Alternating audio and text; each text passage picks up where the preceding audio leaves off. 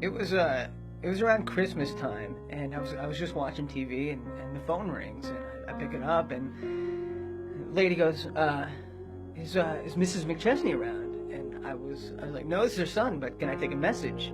And she's like, well, yeah, it's her doctor's office, and just let her know that the results of her mammogram have come back. I was like, okay, will do. Now, I was like 17, so I didn't know what a mammogram was.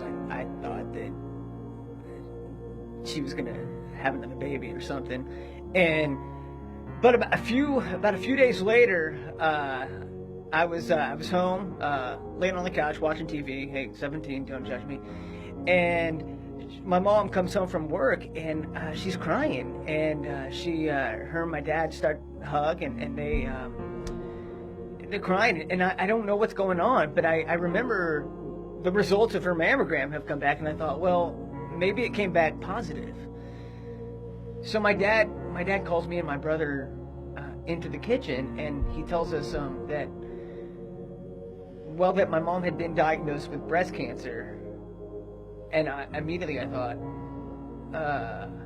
I'd rather be Big Brother, and I was just in shock, and that was the first time in my life where that I immediately everything wasn't about me. It was like, what must this person be going through? How could I help this person who I love so much? So that was the first time in my life where I almost became selfless, and really discovered that, how could I help this person? What must she be going through? And really trying to empathize with her.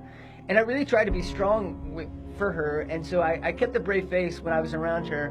But then when I went up in my room later that night, I just bawled my eyes out. So I was living in Chicago, and it was a Friday night. And one thing that I was going to Moody Church at the time, which is a great church. And we had me and my friends kind of developed our own little Friday night worship night, where we just get together at somebody's house and do worship and pray. And I remember it was November one Friday, and they had me leading worship, which was a giant mistake in itself. But I remember the most impactful thing I remember about that night was that I would have people, my friends, they would pray for my mom's healing. And because at that time my mom's cancer had actually come back. It had been in remission for a while, and it had come back. And she had been in and out of the hospital with surgeries, and she was just in a lot of pain. And I always held out hope that everything was going to be okay. And so, I was just having everybody I knew pray for my mom and a healing for my mom. And I remember it was really special that night, because I really felt like a weight was lifted off. I was like, you know what? God's in control of this. It's in God's hands.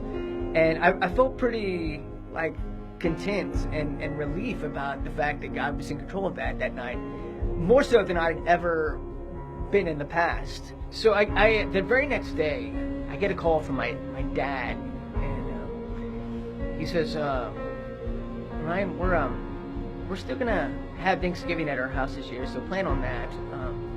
But I gotta be honest with you. Your mom isn't getting any better, and she's not gonna get any better. And I thought, I was in shock. You're joking, right? Like, he would joke about something like that. He's like, no, pal, I wish I wasn't. And I didn't know what to say. I was just like, that sucks. And so I hung up the phone and just was like, God, are you kidding me with this? I mean, just the night before, we were praying for my healing for my mom, and now this happens?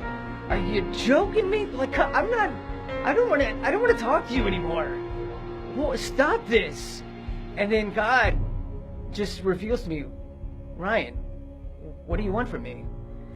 And I was like, God, no, I'm not playing games with you right now. I'm not going to answer that question. No, don't do that. He's like, what do you want, Ryan?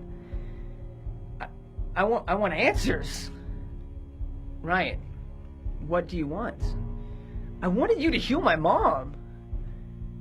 And God was like, I am. And it took me a while to really realize what he meant by that.